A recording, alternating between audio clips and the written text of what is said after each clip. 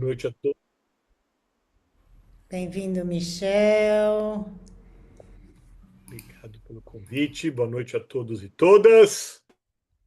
Boa E noite. vamos lá. Baruch atah Adonai Eloheinu melech haolam asher kidshanu b'mitzvotav v'tzivanu la'asok b'divrei Torah. Amém. Amém. Amém. Ve'harev na Adonai Eloheinu et divrei Toratecha b'finu uve'mintecha beit Israel ve'hinihye anachnu ve'tetzaenu ve'tetzae amcha beit Israel kulanu yodeshtem shemecha ולומדי תורתך לשמה ברוך אתה אדוני המלמד תורה לעמו ישראל. Amém. Amém. ברוך אתה אדוני אלוהינו מלך העולם אשר בחר בנו מכל העמים ונתן לנו את תורתו. ברוך אתה אדוני נותן התורה. Amém. Amém. Bem-vindo, Michel. Obrigado por ter aceito o convite. A palavra é sua. Eu estava em outra, eu tinha aceito uma outra data, eu tive que mudar. E por aí estamos aqui. Adoro essa paraxá é maravilhosa. Tem muita coisa. Que bom estar aqui com vocês. Vou precisar, como sempre, eu não vou apresentar nada, nós vamos fazer assim a seco, conversando aqui, porque é bem interessante, mas vou pedir vamos tentar alguns trechos ler. Então, se alguém tiver com o Torá, que tem uma boa tradução, me ajudar, precisamos de 2 ou 3 voluntários. Vamos ler sempre trechos curtos, né? Então eu começo, então se preparem para ler esses trechos curtos. Começo com um breve resumo da Paraxá, que é realmente muito fácil. Ela só tem praticamente um tema, né? Normalmente as Parashiot têm 5, 6 temas, a gente fala, escolhe e tal. Aqui tem um, e no finalzinho, 2, 3 marginais. Marginais no sentido de lateral, não marginal. Então, uh, muito famosa, todo mundo conhece, Shlach Lecha. Alguns falam só de Shlach, não falam de Shlach Lecha. Temos as duas opções. Moisés envia os 12 espiões, um de cada tribo, para investigar barra explorar. Temos as duas traduções possíveis, investigar e explorar, as características da terra que o povo está prestes a entrar, né? Eles viajam por toda a terra de Israel, até o norte, por 40 dias. Que lembra você? 40 dias, já ouvimos essa 40 dias, já ouvimos isso no passado, 40 dias, né? E retornaram ao acampamento carregando uma enorme quantidade de frutos da terra. Na verdade, também muitos midrashim que eles trouxeram um saco, um cacho de uva que precisava de 2 pessoas para carregar o cacho de uva. 10 deles convencem o povo de que será muito difícil conquistar. Deus responde que a falta de confiança deles, punindo com 40 anos de peregrinação no deserto. Também 40 anos não é a primeira vez que aparece. E Deus ordena aos israelitas que coloquem franjas nas extremidades de suas vestes, que é o finalzinho da Paraxá. Então, quando você procura textos sobre essa Paraxá, você vai encontrar os comentários sobre esses 2 temas. Sobre estes meraglim, investigadores, exploradores, e sobre franjas. Tem bastante comentários sobre os tzitzit. É bastante interessante, mas vamos deixar os tzitzit para o ano que vem. Eu vou falar só no finalzinho rapidamente sobre eles, não vou aprofundar. Quero agradecer a 6 ou 7 autores de textos que eu me baseei para trazer esse estudo para vocês. Rabino Bradley Shavit Adson, do seminário rabínico onde meu filho estudou, é o Dean de lá, Rabino Neil Lovinger, John Schlackman, Rabino Kerit Rosenbaum, Rabina Marisa Helena James, Hazan Joseph Wolf e Rabina Sara Bracha Gershuni. Eu peguei textos que eles escreveram sobre essa paraxá e trouxe alguns comentários para discutir com vocês. Quem pode ler Números 13, 32, 33. São só 13, está na 30, 13, 22, 23, está na página 980 do Torá. Posso ler? Por favor, mas depois vamos. Cada um lê dois pedacinhos. 32, 33, desculpa, está na 982. É o finalzinho do capítulo 13. Página 982 da Torá. Então eles.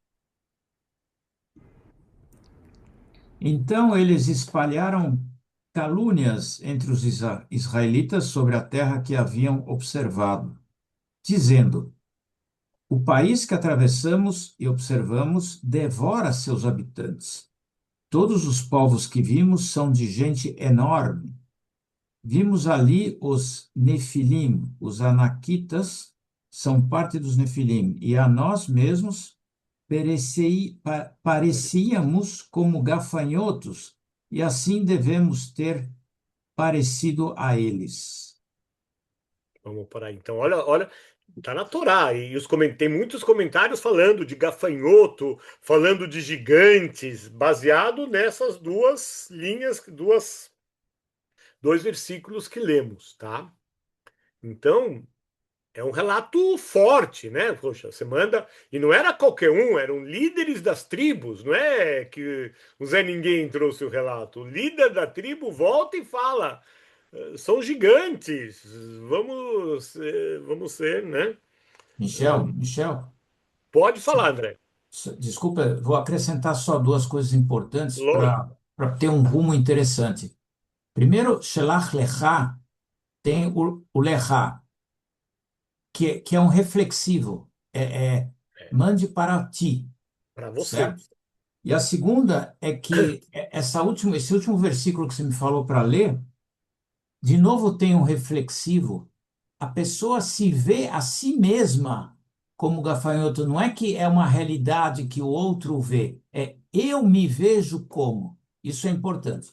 Vamos aprofundar esses dois temas que você falou, André. Sem dúvida, o Shlach Lecha. Por isso que alguns nem falam muito, falam só Shlach, para não entrar nessa coisa. Shlach Lecha, mande para você. O que é para você? Né? Mas, na verdade, são esses líderes que vão lá investigar, saber que terra é essa que Deus falou que é nossa, né? Na verdade, né? Deus e leiam, eu não vou entrar, leiam o comentário que está do próprio Plauto sobre essa coisa de Deus. É um povo que não tem uma terra e que Deus fala, aquela terra é sua, mas tem gente lá, você vai ter que conquistar, não é que tá de graça essa terra para vocês, vocês vão ter que ir lá brigar por essa terra. Poxa, mas você deu ou não deu?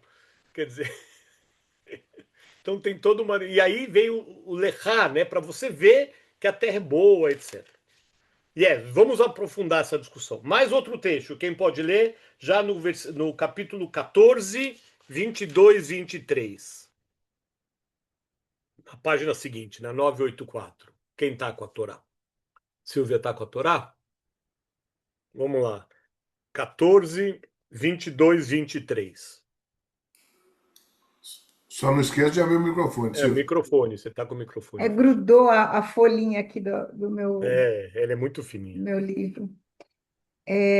14, 14, 22. Página 984. 984. Sim, Gente.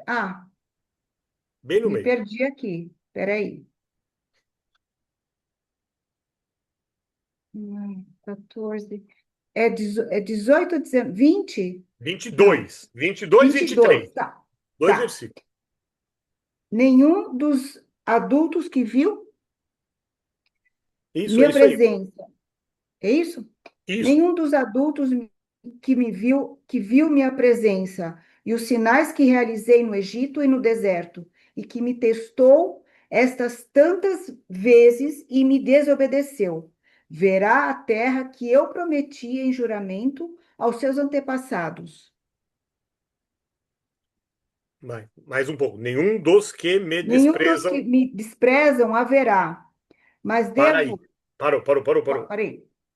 Então, ele já está condenando que ninguém vai entrar na terra prometida. Vamos discutir que isso representa. Se temos mais alguém com o Torá, o mesmo capítulo, já no final, 32, 33, na página do lado. Posso ler? É Mas bem dura, é bem dura. Vai lá. só sobrou para mim, né? Vai lá. Mas suas carcaças cairão no deserto, enquanto seus filhos vagarem pelo deserto por 40 anos, sofrendo por sua infidelidade, até que a última de suas carcaças caia no deserto. Por infidelidade. Infidelidade a Deus. Né? Vocês vão morrer. Só aí temos muito para falar, muito. Mas eu só quero falar uma coisinha e abrir para um pequeno debate. Né? Então, baseado no que aqueles viram, que pelo menos 10 viram, os espiões aconselham Israel a não entrar, não ocupe essa terra, porque na verdade vocês vão morrer se você entrar, mas na verdade eles iam morrer de qualquer maneira. Iam morrer se entrassem nas guerras e não sabiam que Deus ia condená-los à morte também. Então eles não tinham essa opção, eles simplesmente falaram, se a gente for lá, vamos morrer e morrer na guerra, né? Apesar que Deus deu garantia a Moshe que faria a gente ter sucesso. Mas, como sabemos, Caleb e Josué, aqui Josué muda de nome, ele é Hoshea, né? E aqui Hoshea, a gente não tem muito porquê que mudou de nome para Josué, eu não sei, eu não achei essa explicação, se alguém souber, por favor. São os únicos que afirmam não. Temos fé, né? Vamos que vai dar certo e vamos conquistar a terra. Então eu quero trazer um primeiro debate baseado nisso, que é muito difícil quando a gente tem num grupo um ponto de vista diferente. Principalmente quando o nosso ponto de vista é a minoria e a maioria está do outro lado. Como vocês se colocariam no lugar dos que estão na minoria e como que é essa tensão quando num grupo temos. Vamos falar só de duas opiniões, às vezes tem mais que duas, mas vamos falar com duas opiniões diferentes. Como que a gente se comporta nessa situação? Palavra aberta. Por favor, André, primeiro. Sacou primeiro. Vai lá. Olha, como se comporta, você precisa saber exatamente para quem você está perguntando de se comportar, certo? Eu estou imaginando que se você está perguntando, você deve estar perguntando para Moisés, porque é Moisés Não, que está. Então você está não. perguntando para quem? Para a gente? Para vocês, como vocês se colocam quando vocês têm uma ideia divergente da maioria Bom, do seu grupo? primeiro eu posso trabalhar de duas maneiras. Você está falando do século XXI, certo? Sim, E eu estou na frente de grandes massas divergentes, certo? pontos de Primeiro, vista diferentes. ponto de vista, não, mas eu tenho uma massa a convencer, certo? Sim, como Ok? não? Muito bem. Bom, primeiro eu tento trazer a realidade da situação, ok? Eu posso, para trazer a realidade da situação, dizer que eu acredito e eu tenho provas disso, o que talvez não agradaria muito os divergentes, mas se eu trouxer que é Deus que está conduzindo todo o sistema, eu provavelmente terei muito mais chances de ter sucesso do que se eu trouxer uma realidade, ok? Você se Isso, apoiou num aliado, você buscou um aliado forte, um Deus. aliado forte que estaria provido de algumas mágicas que a gente pode chamar de fé e que talvez aqui nessa paraxá está sendo bastante rígido, dizendo vocês não estão acreditando em mim, vocês não são fiéis a mim. Então, isso é uma boa maneira de convencer massas ou pessoas de que tenho alguém atrás de mim muito melhor e muito mais sábio do que eu mesmo para convencer as pessoas a fazerem. Então, Eu me dizendo que limito apesar de você ser uma minoria, você é, tem aliados fortes. isso. E isso é muito importante, Michel, porque eu estou formando um exército. E se eu estiver formando um exército de muita gente que não consegue se enxergar como soldado de uma causa, eu não vou conseguir conquistar nada. E muito menos, mais tarde, construir uma nação. Eu nem estou falando de deserto, estou falando hoje quando você se depara. Que alguém tem uma opinião ou agiria de forma diferente? Alguém ficaria quieto, falar, não, eu vou ficar quieto porque eu sou minoria, vou deixar a maioria decidir? Posso falar? Deve. Eu acho que assim, olhando pelo lado da comunicação não violenta, eu escutaria o que a outra pessoa tem a falar e veria como que eu estou me sentindo em relação a isso. Traria para mim a resposta. Ó, a Débora já está assim, ó. Traria a responsabilidade para o que eu estou sentindo em relação ao que a pessoa tá falando. E aí eu responderia em contrapartida. O que que eu Sim, acho qual o que seu pensamento? deveria ser feito, ou que deveria A sua acontecer. opinião. Aí depois colocaria a sua opinião. Pode Posso ser. falar? Deve? Concordo em absolutamente tudo que a Carol acabou de falar, é o que eu penso.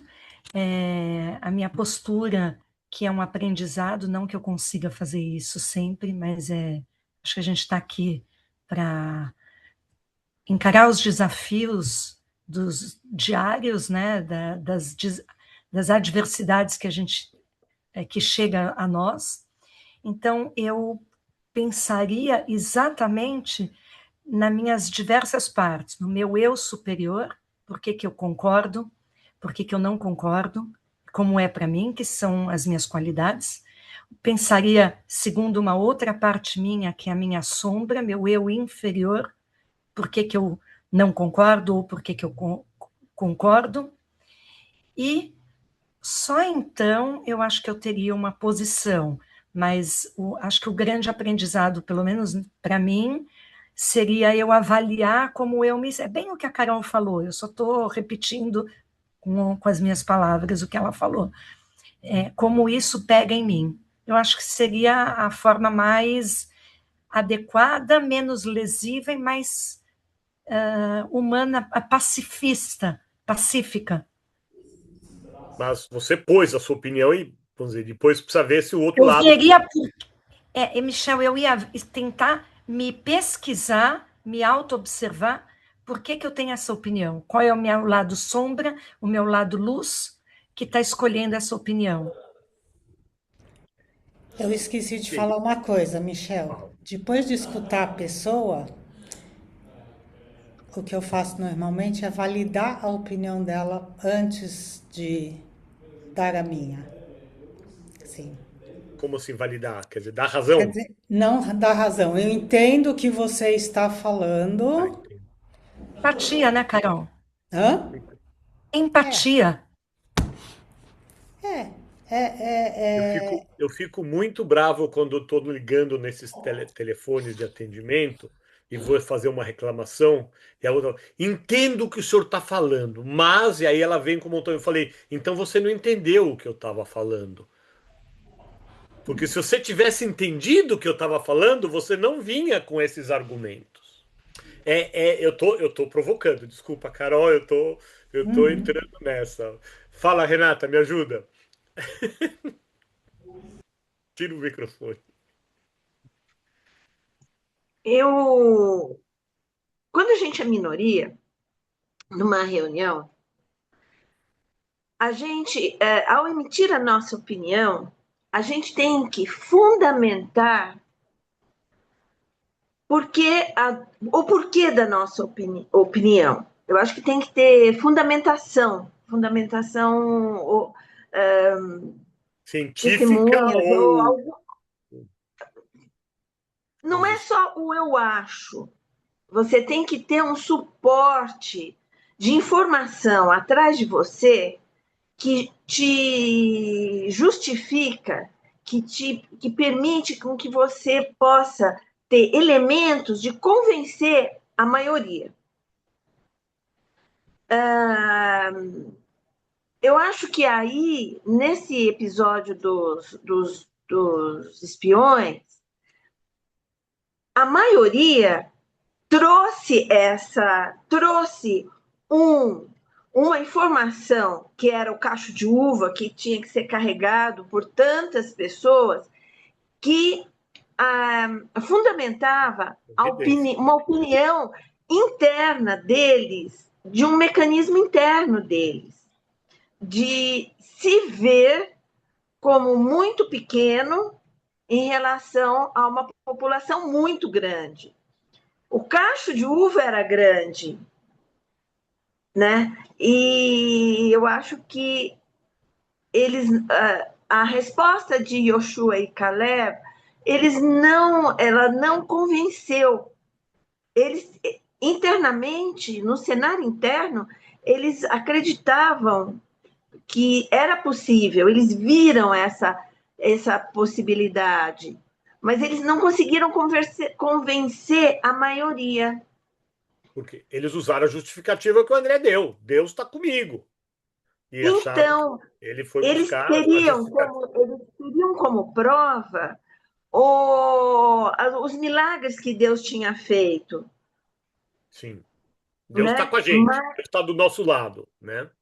Deus está do nosso lado, ele abriu o mar para a gente. Cada vez que a gente pede, ele está sempre Maná. ouvindo. Maná, Torá, tudo que ele está conosco.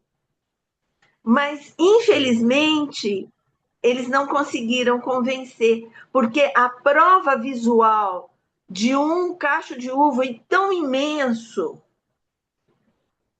Era mais era evidência. muito A mais evidência era maior. forte, A evidência era muito maior. mais forte do que as Boa, lembranças que eles tinham dos milagres de Deus. boa colocação. Obrigado, Renata. Kátia, e aí depois eu volto para mim. Assim, não é bem uma opinião, mas é um pensamento, e aí vocês me falam se esse pensamento meu é correto ou não. Eu vejo algo, um pouco de uma visão diferente. Bom, Eles argumentaram, eles dois, como se fosse um cenário de mudança. E toda mudança a gente entende como um desafio. Então, imagina 10 pessoas falando assim, não, é tudo ruim, só duas falando é bom. E aí você olha, toda a multidão olha e fala, nossa, mas a gente vai sair aqui desse certo conforto para essa mudança, mesmo diante de uma terra que já é prometida, que a terra já era prometida. Então tem essa nuance também. Se essa terra já é prometida, por que a gente precisa passar por esses desafios, né? Eu não estou entendendo. Qual a necessidade de passar por tudo isso, sendo que a Terra já é prometida para nós? Será que eu estou certa nesse meu raciocínio? um bom caminho. Tem bastante gente pensando dessa maneira, mas o conforto não era ficar no deserto. Ficar no deserto não era confortável. O que eles pediram é: vamos voltar para o Egito. Fizeram uma rebelião para pedir Moshe e Arão, isso aqui a gente vai morrer. Vamos voltar para o Egito. Eles queriam voltar, mesmo sendo escravos. Olha só. Isso já tinha acontecido antes, quando não tinha comida, quando não tinha água, e agora de novo fala: vamos voltar, vamos melhor dar um passo para trás do que morrer aqui nessa briga. Tá? E na prática, o que eu vejo muito é que esses grupos minorizados eles vão para os dois radicais. Ou eles ficam quietos para, não vamos brigar, não vou criar celeuma e, entre aspas, se fecha no seu mini grupo e aceita o que a maioria decide. Isso é bastante comum. Tem um caso, podemos olhar na história N casos disso. Ou vou virar o terrorista. Ah, é? Não concorda? É, e aí eu vou ser a minoria extremada e vou para outro extremo. Eu vejo assim, lógico, a posição da Carol e da Débora é muito linda e muito cômoda quando estamos aqui numa sala batendo papo. Na prática, e eu sei que a gente tenta praticar isso, mas é difícil essa prática. Não é uma prática fácil de ouvir, escutar, retrucar, sem se exaltar. É bonito, mas na prática não é, temos poucos exemplos de que isso acontece. E vamos voltar então para as nossas fontes. O que dizem as nossas fontes sobre esse tema? O Talmud tem N discussões onde não havia consenso. E por isso que o Talmud é de difícil estudo. Então, todas as opiniões estão lá. Todas as opiniões são colocadas na página daquele tema. E no finalzinho, às vezes, fala: olha, e saiu vitoriosa essa. Mas depois que se ouviu todas as. Um pouco do que Carol trouxe. Ouviu-se os lados, todo mundo falou, todo mundo defendeu o seu ponto de vista, mas tínhamos que tomar uma decisão e fomos por esse caminho, não desrespeitando as outras opiniões. Isso é que os nossos sábios no Talmud estão falando para a gente.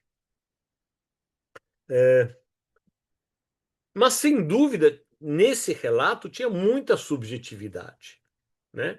E eu falo isso das minhas aulas, né? Quando a gente vai falar de situações sociais, eu falo: você abre a tua janela e o que você vê? Né? Eu vejo crianças mal preparadas na escola, eu vejo pessoas morando na rua porque vêm de famílias desestruturadas, e aí a gente entra com uma ação social daquilo que estamos vendo. Mas é o meu olhar. Né? A gente fala: ah, não, o repórter tem que ser imparcial. Não existe isso. Ele sempre vai relatar aquela notícia com o olhar dele, com o repertório que ele tem. Então, esse olhar sempre vai ser parcial. Então, Yoshua e Caleb olharam aquilo com o olhar deles, mas também muito baseados no que o André trouxe, porque eles tinham, entre aspas, eles eram homens mais de fé, acreditando que Deus ia fazer. E os outros homens eram mais pé no chão.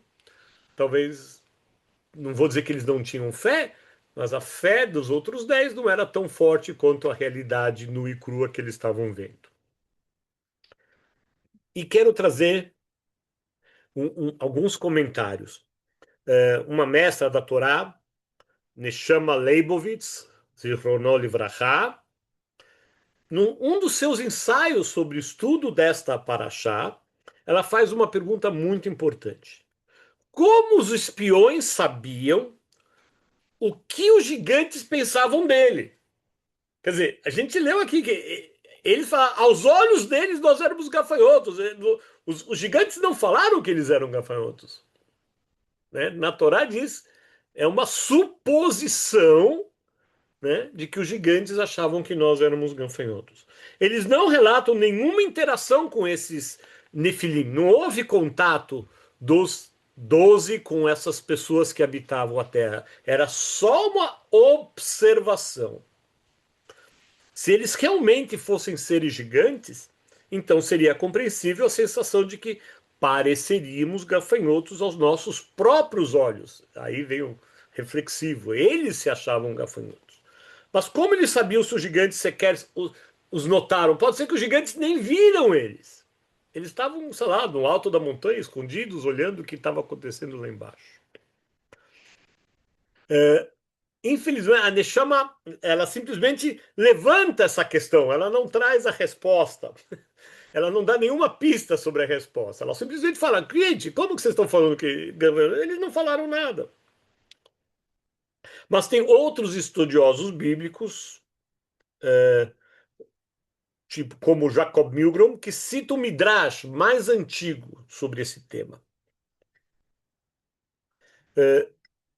Não me oponho ao que vocês dizem. Para nós mesmos parecíamos gafanhotos.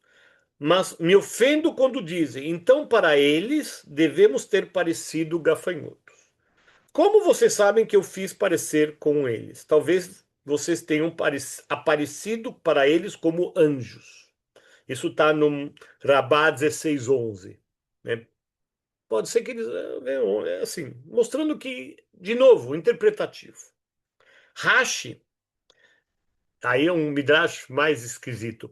Rashi fala que os espiões relataram ter ouvido dos gigantes conversando entre si. Midrash, gente, é história, midrash.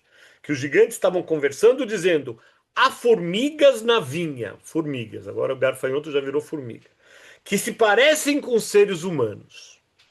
Rashi também está citando o antigo midrash do Talmud. Então vai de midrash em midrash circulando essa história, né? Mas também não aborda a impressão do texto dos espiões reagiram por pânico e insegurança. É do ser humano isso também. Vamos voltar. É do ser humano brigar com quem não concorda com a gente. É do ser humano ter pânico e insegurança que a Kátia falou, né? Do desconhecido. É normal do ser humano ter essa insegurança. Em vez de relatar objetivamente o que viram. Essa insegurança permeia esta visão deles, né? Mas talvez Rashi tenha enfatizado a falta de confiança que os outros dois tinham. Afinal, uma formiga ainda é menor e mais fácil de esmagar do que um gafanhoto. Então, só para vocês verem que a partir dessa frase do gafanhoto, quanto já se disse sobre estudos, e tem muito mais. Eu separei alguns aí para ver coisas, né, de nos achar pequenos frente a desafios, isso também é, né? Não, eu não vou conseguir, eu não tenho esse poder todo, eu não tenho esse conhecimento, não vou passar no exame da OAB, não vou conseguir me formar, não vou conseguir ganhar esse cliente. Você se apequena na frente dos desafios. O que a Torá está nos falando, oh, gente, tem gente que enfrenta os desafios. Ok. Vários e vários comentários sobre esse tema, depois posso mandar os outros que eu levantei. Tem mais um que é mais sobre casca de romã, que alguém descasca uma casca de romã e os 10 estavam dentro da casca, quer dizer, era também, é formiga, minúsculos, né, para estar dentro de uma casca de uma romã. Ai, ai, ai, ai. É realmente bem interessante ver tudo que se. E Caleb, por outro lado, viu. Gente, Yoshua e Caleb viram as mesmas coisas, mas tem uma outra interpretação, né? Eles se recusaram a curvar diante deles, imbuído de paixão e convicção da Torá, né? E na visão deles, né, era um Israel fiel, guiado por Deus amoroso, ocupando a terra prometida. Os fatos pareciam sombrios, demonstravam quão improvável seria a ocupação da terra por Israel. Contudo, Caleb, com seu idealismo e sua energia, provou estar certo. Por favor, André. Você terminou? Você quer terminar a ideia ou você terminou? Eu terminei exatamente onde está escrito debate 2 aqui no meu texto. Tá. Olha, esse paralelo de todos esses comportamentos do caráter humano e da sociedade, eles são muito vivos a questão de menos de 75 anos atrás, ou talvez até de 100 anos atrás.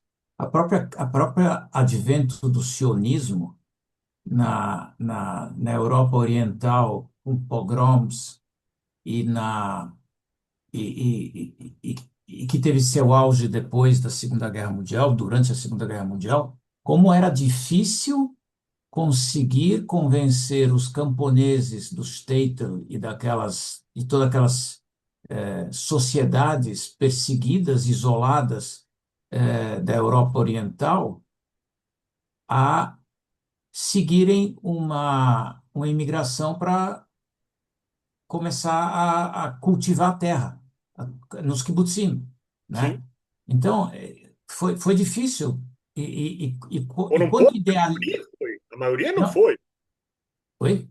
A minoria foi para A minoria, exatamente, já boa, ficou. boa. A minoria foi, que horror que a maioria ficou e depois conhecemos a história. Terrível, terrível. E aí eu quero só trazer aqui um diálogo que eu tive muito, muito gostoso com um primo da minha esposa, que era tenente ou coronel do Exército, já tinha terminado o serviço militar dele, enfim. A gente estava lá em Israel e a gente ficou conversando. E aí eu citei uma, um- uma cena que aparece num dos livros do Amos Oz, eu não me lembro qual, onde ele vê um jovem imigrante, ou um imigrante, ainda pré-Segunda Guerra Mundial, mas chegando já em Israel, quando se cultivava os pântanos, né, como se falava, ele olhava uma pessoa da própria terra, né, um agricultor, arando aquela terra, e ele, o imigrante recém-chegado, não conseguia imaginar que ele podia estar arando uma terra que podia ser dele. E como eu estava falando com um tenente ou um coronel sobre as guerras ou a guerra as guerras que ele passou, etc., ele entrou nessa visão que tem tudo a ver com essa paraxá e com os 10 espiões, falando assim, se enxergar soldado de uma terra, é porque você acredita que ela é sua. E, e acabou. Eu nunca seria soldado se eu não tivesse acreditando que eu estou defendendo algo que me pertence. E essa ideia que você vê aí, que infelizmente traz uma realidade dos líderes, dos príncipes, que representam as 10 tribos que vão lá, denuncia, infelizmente, uma mentalidade ou uma mente escrava, não uma mente empreendedora ou criativa. E eu acho que essa grande mensagem e os grandes cachos de uva que são os dois, é a minoria que está carregando, é claro que significa e simboliza o sucesso de um empreendimento. As uvas são enormes. Quem é que não quer isso? Mas mudar e tirar as pessoas da zona de conforto, da acomodação do escravo, vai precisar, metaforicamente, de uma geração de 40 anos. 40 anos pode ser 400, pode ser 4.000. É isso aí. É É. tocante, essa paraxá é tocante porque não tem resposta quando a maioria e uma massa tem essa mentalidade. Você precisa de gerações para mudar. E o debate que eu queria também, vamos dizer, essa coisa de olhar, de cada um olhar do seu jeito. Né? Não sei se alguém quer comentar, sabe? Estamos vendo a mesma coisa, estamos abrindo a janela, os dois estão abrindo a mesma janela, e um vai ver uma coisa, outro vai ver outra. Porque tem a ver com o seu repertório. Cada um tem seu repertório. E o judaísmo está cheio de eh, de contra-estatísticas, né? Tudo na nossa história, ninguém imaginava que depois da tragédia de Holocausto, teríamos força para ser a pujança que temos hoje dentro da comunidade judaica. Há 100 anos atrás, ninguém acreditaria que o movimento ortodoxo teria hoje a força que tem nas grandes cidades, Kari Kasher, sinagogas. Então, para os dois lados, quer dizer, os dois lados se fortaleceram, né, olhando os nossos movimentos religiosos. E também, na época de Maimônides, achava-se que o judaísmo ia morrer, ia acabar. Ninguém, muitos e muitos autores achando que era o fim do judaísmo na época do século XIII na Europa. Então temos muitos casos e realmente a gente viu, a gente pode enumerar todas essas grandes culturas que morreram ao longo desses 2000 anos. E o judaísmo é o único que não morreu. É inacreditável. Inacreditável. Sempre lutando contra, sempre minoria lutando contra a maioria. E nadando contra a corrente, como se diz em português. É isso, né? Tem o Salmo 20, leia o Salmo 20. Eles tropeçam e caem, mas nós nos levantamos e permanecemos firmes. Salmo 20. Muito bem. E outra questão que me pega muito nessa paraxá, um pouco nós discutimos na noite de Shavuot, que para mim eu ligo, que dá a ligação com o bezerro de ouro. Na verdade, fomos punidos, o povo foi punido com essa morte dessas pessoas. Na verdade, eu falo pelas duas coisas, porque uma foi logo depois da outra, quer dizer, fizeram o bezerro de ouro, na verdade foram perdoados pelo bezerro de ouro, e depois erram de novo e falam, vamos voltar, e brigam com Moshe, e aí Deus castiga. Tá bom, é isso? Vocês são o povo reclamão? Não estão satisfeitos? Vai morrer todo mundo. Eu acho que é uma pena muito, muito dura por um erro, por discordar, na verdade, né? Ninguém matou a pena capital de morte por discordar. Eu acho que é uma pena muito grave. Deus devia ter perdoado pela segunda vez. Eu nunca, assim, e para que ficar andando com ele? Vai lá, fica mais um aninho aqui, depois entra, perdoa e vamos em frente. Isso me dói essa pena. Silvia. Oi, Michel, boa noite. Um outro lado que eu vejo que significou isso da minoria contra a maioria é que a minoria se torna mais arrojada. Ela enfrentou então um desafio, vamos encarar e segue em frente. Não se arrepender de não ter ido.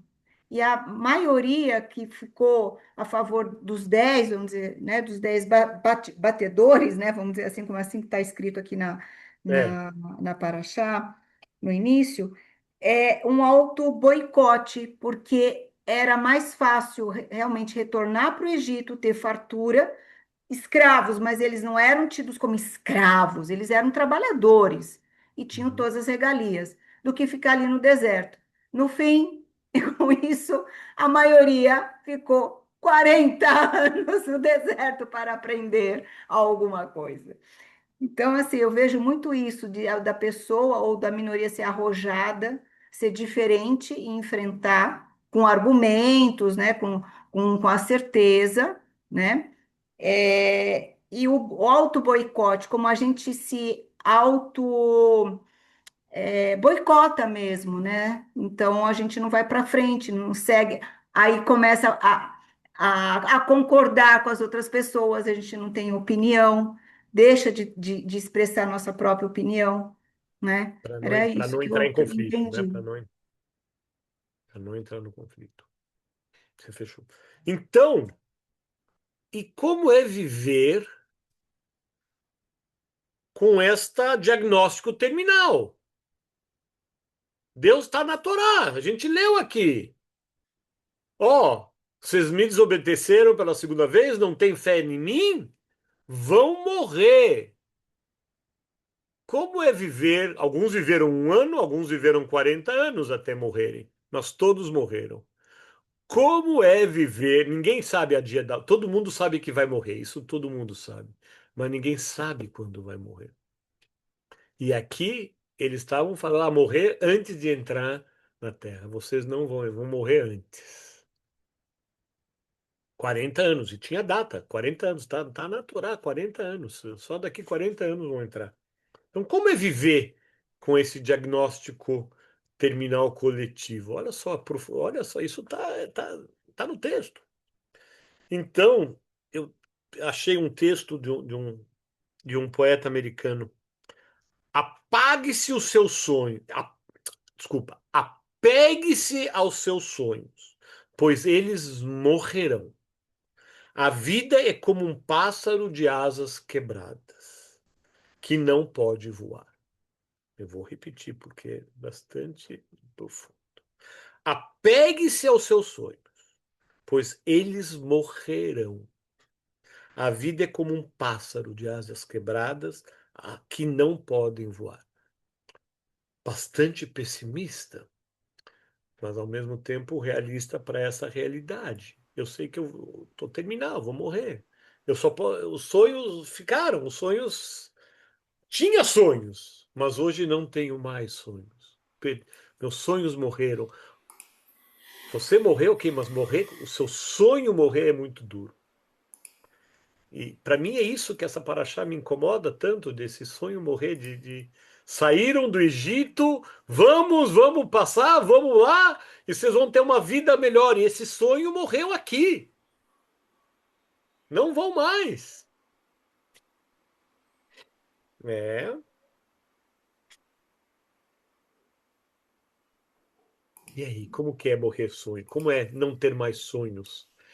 Ai, ai, ai, André, vambora. Fala. Sem tomar o Rivotril, eu arriscaria dizer o seguinte. Aliás, não arriscaria. Primeiro, a morte tem uma palavra talvez um pouco além da própria palavra. Ela tem um significado interessante, que a morte na natureza, ou talvez até na Torá, tem uma ideia de renovação. Quando alguém morre, é porque tem outro que vai tomar, que está tomando seu lugar. E isso é o ciclo da vida. É preciso morrer para renovar. Aliás, o recado todo da Paraxá é a renovação da geração, né? Eu acho que essa Paraxá, mais do que... Eu vou fazer um negócio que depois o Davi vai dizer que todo mundo tem que tomar mais comprimido, mas se eu tirar Deus da história, e se eu colocar Deus na história, ele aqui nessa Paraxá, ele é um mensageiro de uma situação de lucidez. Eu, se fosse líder, se eu fosse Moisés, eu jamais entraria numa guerra com um exército que teria dúvidas do que está fazendo. Jamais, jamais. Então, sabendo, pelo menos das origens nobres de Moisés, de ter participado de uma corte, de uma liderança egípcia, e ter ideias do que é a guerra, eu, como líder, não tenho. Eu até talvez agradeça, sim, agradeço os 10 de terem me tirado a responsabilidade de ter arriscado uma estratégia que poderia dar muito errada. Tem dois problemas nessa estratégia. Uma é conquistar. Conquistar significa matar, ocupar e acabou. Mas e depois? Depois, que tipo de país você vai construir? Ou seja, conquistar talvez não fosse o problema. E depois, o que eu vou construir em cima? Com essa mentalidade, eu, como líder, esperaria o momento certo, que acabou sendo os 40 anos. Ou 40 ou André, 50. André leu os meus pensamentos e leu os pensamentos de quem escreveu a Torá. Ele tem esse poder, né? Porque, sem dúvida, a renovação, vamos dizer, porque ter o consolo de que eu sei que eu vou morrer, mas os meus filhos vão viver. Eu vou deixar para os meus filhos. A gente tem isso também, né? Transmissão. Então, tem esse consolo de que seus filhos chegarão ao destino prometido. E que todos os adultos sabem que vão morrer. E décadas de provação, vida difícil. E voltando para o nosso século XXI, onde já temos uma vida mais longa, se chegarmos à meia-idade ou até um pouquinho mais avançado, muitos de nós vamos chegar à triste constatação de que não rolou tudo o que nós tínhamos planejado, né? Quando a gente era mais jovem. Algumas coisas aconteceram, outra não foi tanto assim, né? Como esperávamos, como planejávamos. Mas com foco, com compaixão, com fé, ainda a gente tem esperança de melhora. Mas com mais frequência a gente aceita a resignação. É assim mesmo, vamos enfrentar, né? Com amadurecimento, com os anos acumulados, aceitação das limitações da vida, é do ser humano. Como uma bênção acridoce de ter mais idade. A morte daqueles que mais amamos pode partir nossos corações, e parte. Mas muitas vezes é difícil quando essas mortes significam o fim dos nossos sonhos. É esses. Morrer faz parte, mas morrer o sonho é que é mais complicado de ter um futuro junto. E aí e é por isso que o final da Paraxá termina essa história para mim trágica. É uma das histórias mais fortes da Torá. Para mim, realmente eu quando eu falei vi que era essa Paraxá, eu falei, oba, ela é muito forte para mim porque é o âmago. Eu acho que ele modela muito do que somos, do que o povo judeu é hoje, né? E E depois dessa catástrofe toda, olha, se fizerem errado, vai morrer todo mundo, tal, ok, vamos em frente. E aí vem para os versículos finais desta paraxá, que tem um vislumbre de consolo. No final, somos instruídos o respeito dos tzitzit, as franjas com fio azul brilhante, Tchelet. Lemos no Shema todo dia, nós lemos pelo menos todo o Shabbat. Tchelet.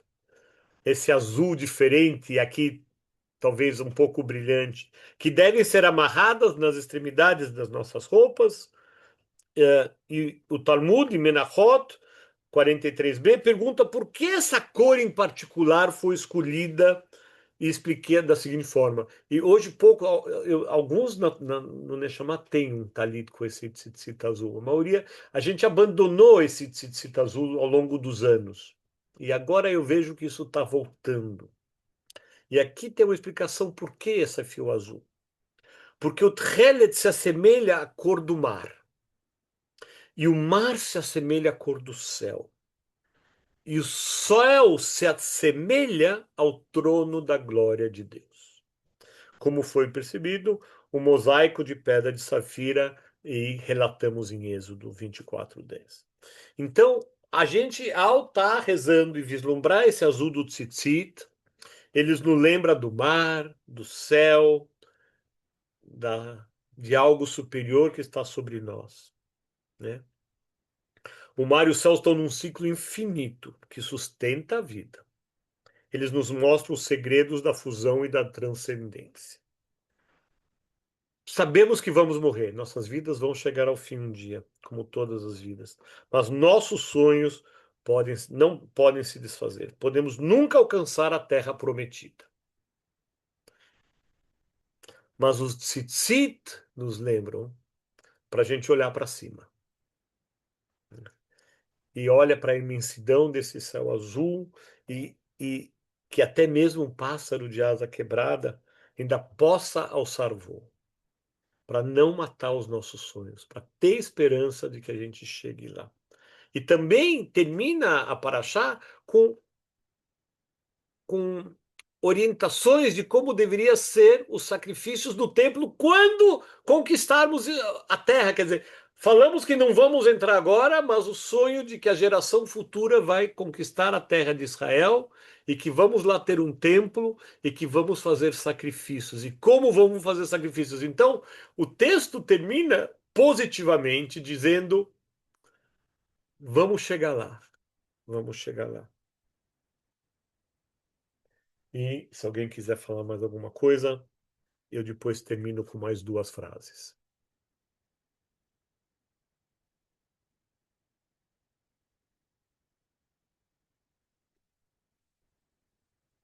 Todo mundo pensativo, com sonhos e com a vida finita.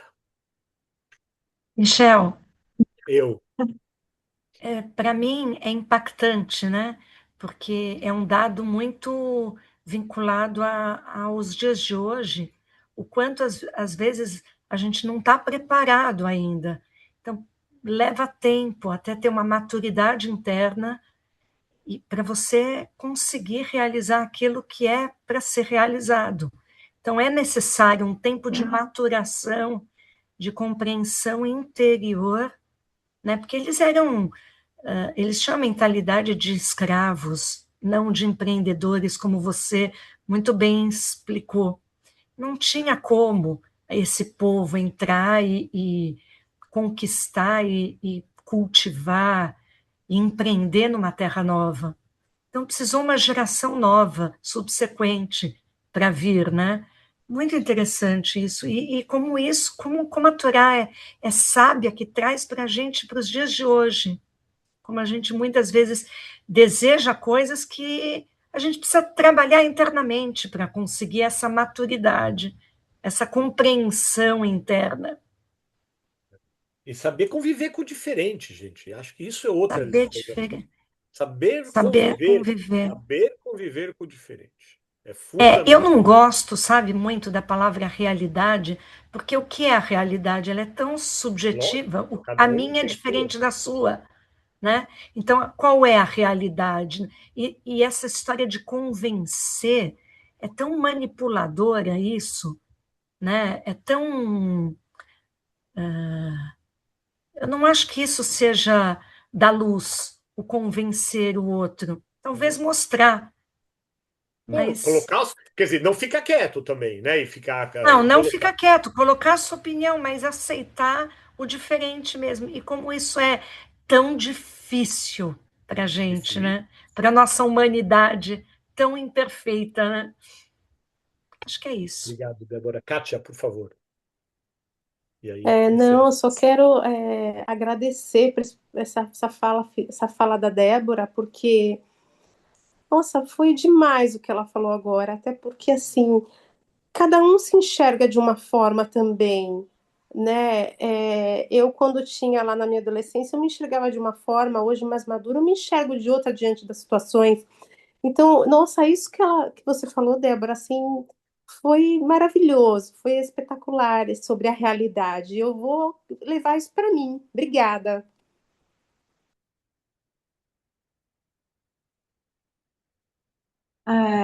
Michel, você poderia dar o nome do poeta que você citou, por gentileza?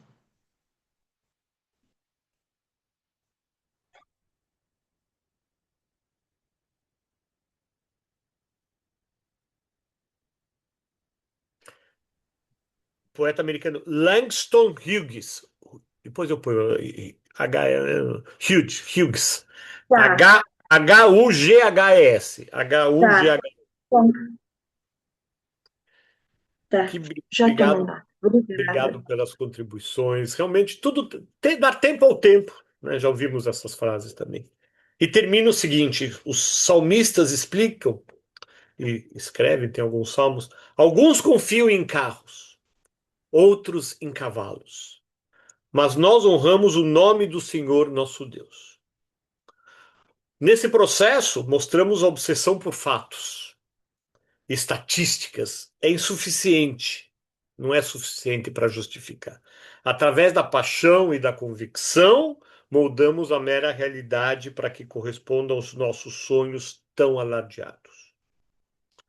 A sobrevivência e o sucesso do povo judeu derivam da nossa capacidade de se moldar à realidade, né, se moldar a esta realidade que nós entendemos, cada um tem a sua, para que correspondam aos nossos sonhos e ideais. Eu acho que isso é bastante judaico. Apesar das crises, apesar das más notícias, a gente se supera para criar novos sonhos. Obrigado, gente, por compartilhar as ideias, por me escutar, e nos vemos por aí. Obrigada, Michel. Super obrigada. Celso, você quer dar os avisos? Mas o Davi não está aí, eu faço os avisos. Bom, essa semana, no Shabat, teremos a Paraxá sendo lida, né? Shelar Lehá, lá na Rua Bahia, 1260, às 9h30. E semana que vem, programação normal, curso de judaísmo lá na terça-feira, o estudo da semana que vem, Paraxá Pinchas, com a Rabina Kelita. E vai ser. Acho que é com a Kelita. Deixa eu só confirmar aqui. Peraí, para não falar besteira. Aula também de hebraico. Aula de hebraico do Moreno Rinaldo. Tá. E dia 26, não esqueçam que a gente tem o Kabbalat Exatamente, Shabbat. Kabbalat Shabbat Neshama. Exatamente. Deixa eu só confirmar aqui quem é na semana que vem. Que eu acho que a Kelita é na outra semana ainda. Só um segundo. Quem faz a paraxá no sábado, Celso? Tá aqui na sala. Opa! Eu? Pega os A nossa querida Renata. Semana que vem. É isso mesmo. Semana que vem é Rabina Kelita. Memória tá boa. Super obrigada, Michel. Boa noite a todos. Vocês. Noite. Boa Boa noite. semana. Até sábado. Esperamos vocês todos lá na sinagoga. Estamos com saudades de alguns. Muito bom. De muitos. De muitos. Tchau, tchau, gente. Boa noite. Obrigado. Obrigada, Michel, André. Obrigada. Bom, Michel. Muito bom, Michel. Boa noite. Muito bom. Aí Muito eu- obrigada. Obrigado. Obrigado.